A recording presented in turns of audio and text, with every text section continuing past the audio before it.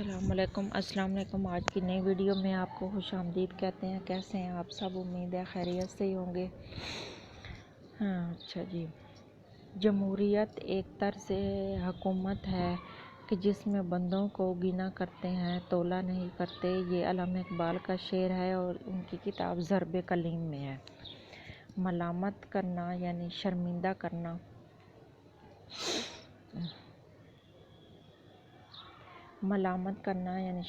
کرنا، دیوانہ ہو جانا، پاگل ہو جانا۔ بابائے اردو، بابائے قوم اور بابائے صحافت گرامر کی روح سے یہ لقب ہے۔ رئیس المتغزلین جگر مراد آبادی کو کہتے ہیں۔ ایک تو خواب لیے پھرتے ہو گلیوں گلیوں اور اس پر تکرار بھی کرتے ہو خریدار کے ساتھ۔ یہ احمد فراز کا شعر ہے۔ بانگ درا میں علامہ اقبال نے بچوں کے لیے 7 نظمیں لکھی ہیں۔ حضرت انسان جو علامہ اقبال کی نظم ہے وہ بال جبریل میں ہے۔ اردو نظم کا پہلا شاعر جو ہے وہ نذیر اکبر آبادی ہے۔ اردو کی پہلی گرامر انشاء اللہ خان نے لکھی ہے۔ بلبل ہند جو کتاب ہے مرزا داغ دہلوی کی ہے۔ مرزا داغ دہلوی جو کہ شاعر ہیں۔ آوارہ گرد کی ڈائری ایک کتاب ہے جو کہ ابن انشا نے لکھی ہے۔ آوارہ گرد کی ڈائری ایک کتاب ہے جو کہ ابن انشا نے لکھی ہے۔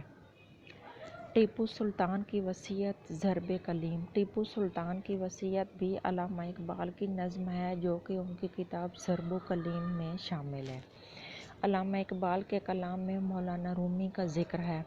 دیکھیں تو علامہ اقبال کے کلام میں مولانا روم جو کہ مولانا رومی کے نام سے مشہور ہیں، یہ فارسی کے ایک مشہور شاعر ہیں جنہوں نے مثنوی معنوی لکھی ہے۔ مثنوی معنوی بھی ان کی بہت مشہور ہے۔ مثنوی ایک بہت ہی مسلسل اور طویل نظم کو کہتے ہیں جس میں قافیہ ردیف وغیرہ بدلتے رہتے ہیں، ہمیشہ ایک سے نہیں رہتے۔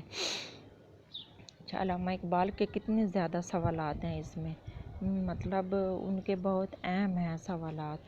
رباعی 4 مصرعوں پر اور 2 شعروں پر مشتمل ہوتی ہے۔ غزل در غزل بغیر مقطع کے غزل۔ غزل یعنی بہت لمبی غزل ہونا، یعنی ایک غزل ختم ہونا تو اسی ردیف قافیے میں ایک نئی اور غزل شروع ہو جانا۔ خدا کے غیظ و غضب سے ڈرو۔ 6 و 5 میں پڑھنا محاورہ بھی ہے اور روزمرہ بھی ہے، مطلب محاورہ کے طور پر بھی بولا جاتا ہے اور روزمرہ عام بول چال میں بھی استعمال کیا جاتا ہے۔ گندی کرنا یہ بھی محاورہ بھی ہے اور روزمرہ بھی ہے۔ شاعر کی حیثیت سے شاعری کے سب سے زیادہ الفاظ اکبر آبادی کے ہیں۔ ایک شاعر کی حیثیت سے جو شاعری میں بہت زیادہ الفاظ استعمال ہوتے ہیں وہ اکبر آبادی کے ہیں۔ سید الشہداء گرامر کی روح سے بھی ایک لقب ہے۔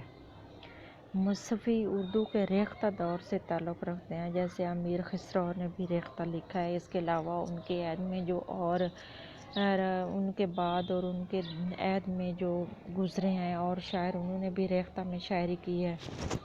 جی آج کی ہماری ویڈیو اتنی تھی، ملتے ہیں ایک نئی ویڈیو کے ساتھ، تب تک کے لیے اپنا خیال رکھیے گا۔ اللہ حافظ۔